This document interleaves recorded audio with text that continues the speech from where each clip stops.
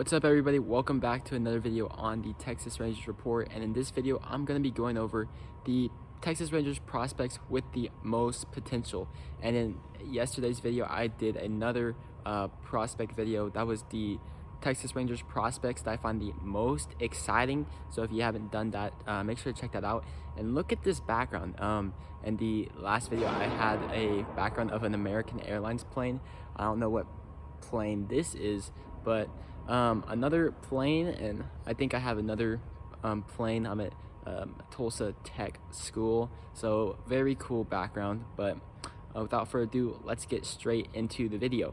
So the Texas Rangers farm system is comprised of different prospects. Obviously you have prospects like Jack Lauder who have really good potential, but they have a good ceiling as well. And then they have prospects like Steele Walker, who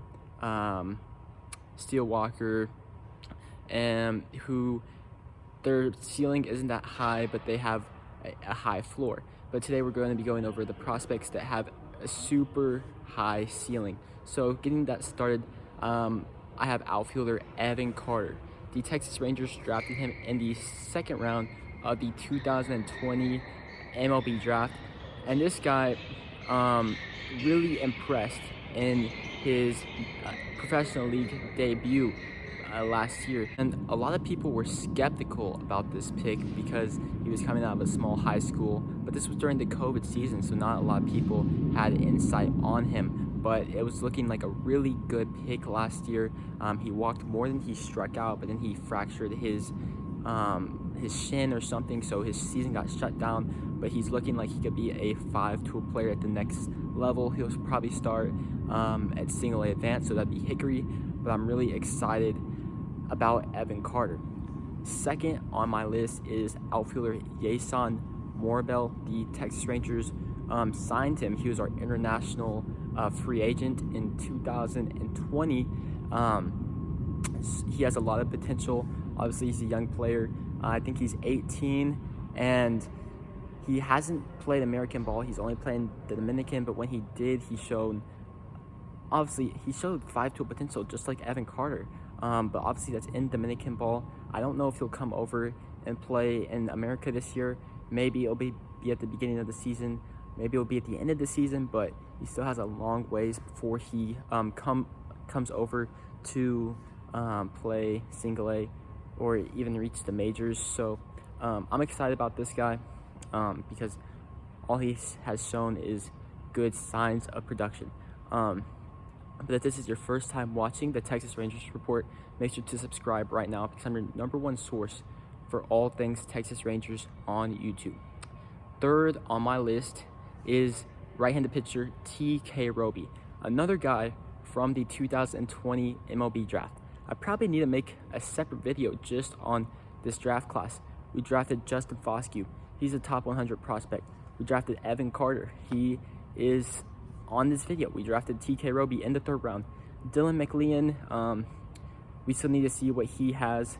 But in the fifth round, we drafted Thomas Sagasi, who is looking like a good prospect. But getting back to TK Roby, another guy that didn't draw a lot of interest from teams. I mean, he was a third rounder, still got drafted, but people say that his stock was rising right before the COVID season happened. According to Baseball America, he's reached 97 miles an hour. His spin rate on his fastball is in 2,500 RPMs, has a good curveball. I think he was using sticky tack or spider tack before he got injured, so that's why the numbers look really good. I'm still excited about him, and he was pitching well at low A down east before he got injured. But I'm really excited about this guy. For a 2020 MLB draft, I was like, what are we doing? But it's looking really, really good. The next guy on my list is shortstop Maxi Costa. This guy was a big international signee back in 2019, I believe. He didn't receive the most money from the Rangers. It's actually Byron Laura, but Maxi Costa received praise to be the next Gleyber Torres, and Gleyber Torres actually hasn't really been panning out, but Acosta played well in the Dominican when he was there. Hasn't gone to the U.S., I believe. but he didn't play well last minor league season, but he has all the tools to be a really good shortstop at the big leagues. I mean, I'm pretty sure he was injured last year. That's why he didn't go over to the U.S. And when he played in his limited time, it wasn't great, but he's still young. That's the thing with these guys. The Dominican players, Venezuelan, they're signed at 16, and they only have 5 years to make a name for themselves. So that means they're 21 before they have to be added to the rule, to the 40-man. So these guys are still young. I think they need to have more time to develop, maybe 6 or 7 years instead of 5 years. So he's young. Give him time, give him a full year, because he's really had the short end of the stick, getting signed and having COVID and having a short year. I think due to injury, this guy still has potential. I'd like to see what he could do. The next two guys that I'm about to talk about were in my video yesterday about the most exciting prospects in the Rangers organization.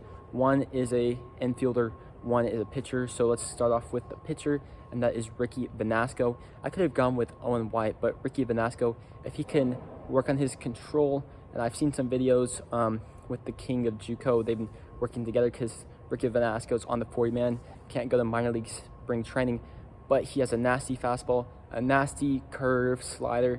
If he can work on his command, he could be a nasty starter. But the thing is, he has the reliever risk, so that's why I'm saying he has the most upside if he can work on that control. And then the infielder is Luis Angel Acuna. Obviously, his brother is arguably one of the best or the best player in the major leagues. So there's the genes are there, and he's making a name for himself at the Rangers camp. He's a top 10 prospect. He had an average minor league season last year, but he's been putting on strength. And if he's even like half of what his brother is, then that's a good sign for the Texas Rangers. He's a good glove at shortstop. He won the defensive player of the year in the Rangers farm system. He might have to move to the outfield, but I think he'll do just fine in the outfield for the Rangers because we have Seager and Simeon. And if he's able to add some pop, which I think he has been able to because he added strength, I think that'd be even better for the Texas Rangers. So let me know what you think in the comment section down below. What are the prospects in the Rangers farm system with the most upside? If you like the video, please give it a thumbs up. I'll see you on the next one. Peace.